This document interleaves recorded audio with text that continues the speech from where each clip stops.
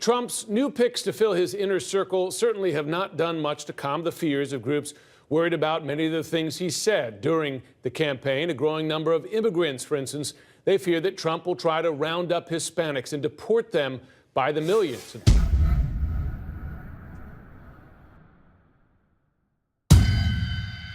In fact, the candidate said as much during the campaign. Mexico's foreign ministry released a video on social media aiming to calm anxiety and explain to immigrants where to get support as well as accurate information.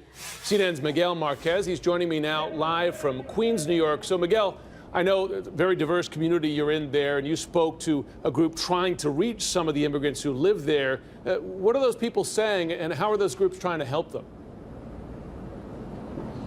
Well, the immigrants in this country, the proposal by President-elect Trump to deport 2 to 3 million immigrants is like a shot of fear through the entire community across the country, not just here in New York.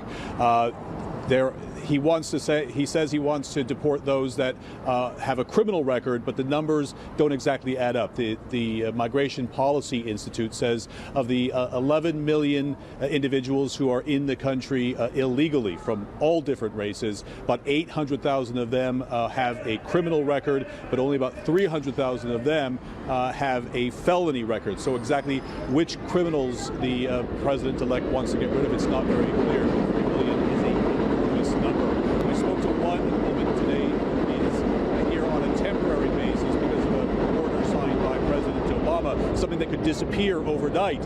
Here's how she's feeling today. It's scary to go outside, and we don't even know if we're gonna be here tomorrow. I don't know if I'm gonna be here in a month, in 3 years, 1 year, and what is gonna happen with my daughters. I mean, they were born here. This is their country, and my country as well. Now, President Obama, just to put this in a little perspective, he deported nearly 3 million immigrants during his 8-year tenure. He was sometimes called the deporter-in-chief. Talking about 3 million individuals in a short period of time, months or years, would be just a massive federal program. It would involve the state level and city level, this at a time when cities around the country are saying they're sanctuary cities and they will not participate. Jim? You know you're in New York, Miguel, when you got the L train passing over your head. We have Trump's pick as Attorney General. Is there a reaction to that pick in particular there? Very much so. This is after President-elect Trump's talk about deporting 2 to 3 million immigrants. His next big step was AG for them. This is a position they were watching very closely because he'll have great sway over how policy is implemented in this area.